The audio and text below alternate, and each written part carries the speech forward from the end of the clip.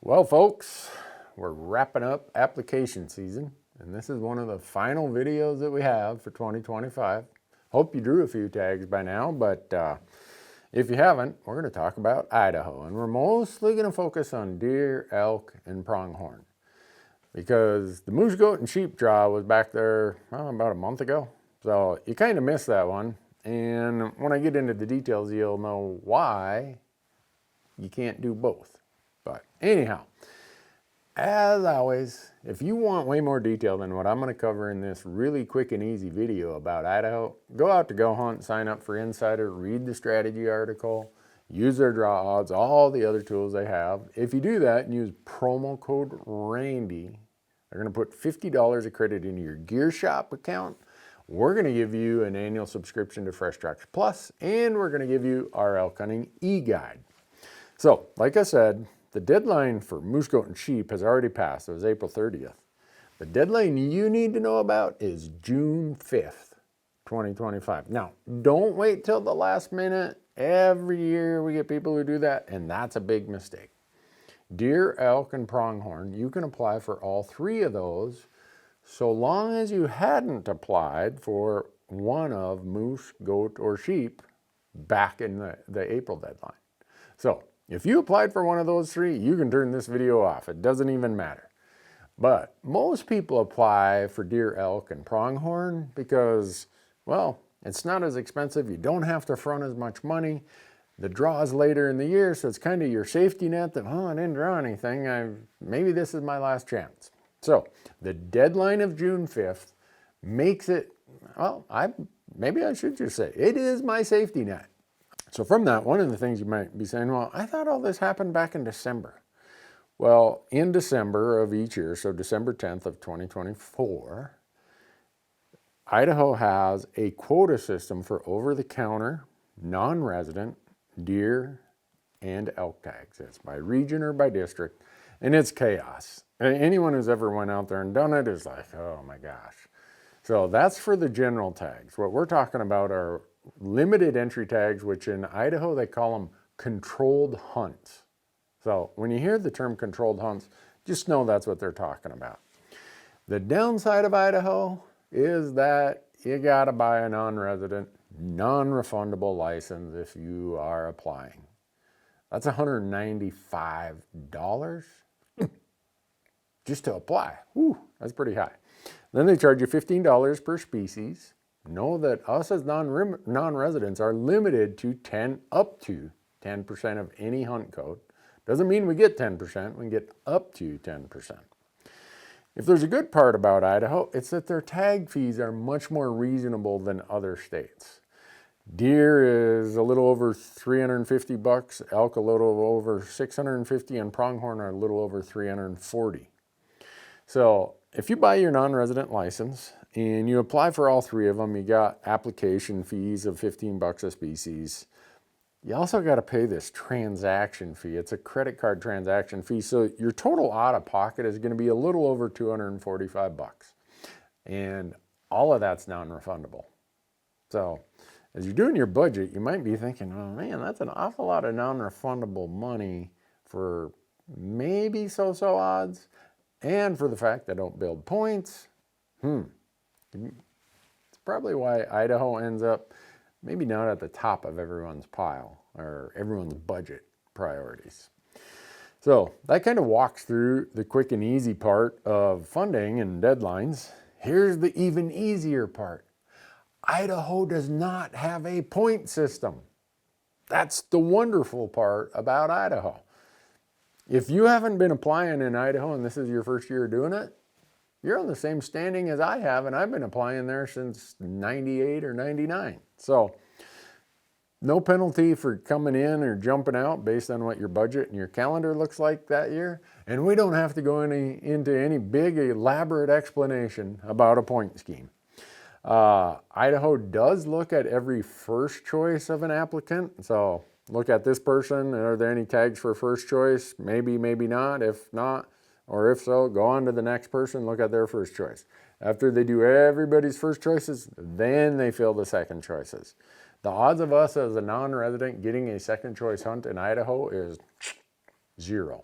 So Don't really even have to worry about it. Just focus on your first choice. So a lot of people ask, are there any short-term options available to me in Idaho? Well, there was back on December 10th. If you got in that line and you got one of the over-the-counter elk or deer, we call them general tags, but for non-residents, they're restricted on quota by district or by elk region. The reason they call them general tags is residents can just go buy one over the counter. That happened on December 10th. Well, now you're looking at this saying, there's no place where the draw odds are super good, but there are some places where the deer and elk, if you're willing to hunt areas that maybe have weapons restrictions or maybe just second tier type units, your odds are good enough that maybe this could be a plan that 0 to 5 years you could reasonably expect to draw. Now, there are some turn back tags that come when non-residents draw in other states. So any non-resident who gets a tag back in December, a general elk or general deer tag, can turn that back in. Well, if you go out to the website in Idaho, they post these dates where they reissue these non-resident tags. So if you already have your hunting license that you've purchased to apply, maybe think about that. That might be a short-term option. And then, and this gets into, can you turn a tag back in Idaho? If you draw for deer, elk, or pronghorn, they don't mail you the tag. They say, successful, click the link and go buy your tag. A lot of people forget to buy the tag, or that's their way of turning it back in, is they just don't go buy it. Well, those unclaimed tags, you have until August 1st. Once that passes, they become part of the second draw, and that usually has a deadline of August 15th. So all of those unclaimed, unpurchased, controlled hunt tags go into a second draw in August, and that might be another chance for you. So is there a lot of hunting like public land to hunt in Idaho? Absolutely. Between Forest Service, BLM, U.S. Fish and Wildlife Service, Idaho State Lands, finding a place to hunt is not going to be a problem. 65% of Idaho is public land, open to hunting. So that's wonderful. A lot of you ask, well, how old does someone have to be? Youth applicants, they have to have passed hunter ed and they have to be 10 by the day they start hunting. Their applicant or their non-resident license fee isn't $195 like us. It's a little over $95. So hunter education required for anyone born after January 1st, 1975. And now this is where I want you to pay close attention. A lot of you hunt muzzleloader or archery. I'd say in the last couple of years, Idaho has their archery rules have gotten pretty similar to the rest of the states, but still make sure there's a couple quirks out there. Muzzleloaders are very restrictive in Idaho. So don't think that you're going to go bring your high power inline that shoots 300 yards with a scope. You have to go and look and see what those regulations are on those restrictions in Idaho. I can just tell you right now, it's open sights. You're not going to be able to use a scope, but they also have restrictions on powder types, projectiles, stuff like that. So that's really simple and easy. Idaho, thank you. No point system. You might ask, is Idaho worth it? Well, it depends on your budget. It depends on what species you really like to hunt, because Idaho has great elk hunting and great mule deer hunting and even some really good whitetail hunting. It's not known that much for pronghorn, so if pronghorn's your thing, you're probably going to allocate your budget more to, well, Wyoming, maybe Montana, maybe Nevada. But I think if you got the budget and not great, but better than other states draw probabilities for deer, elk, and pronghorn, and the quality of some of those hunts, lots of places to hunt, I think it's pretty easy to get Idaho further up your list than a lot of other states. So I would say it's probably worth it.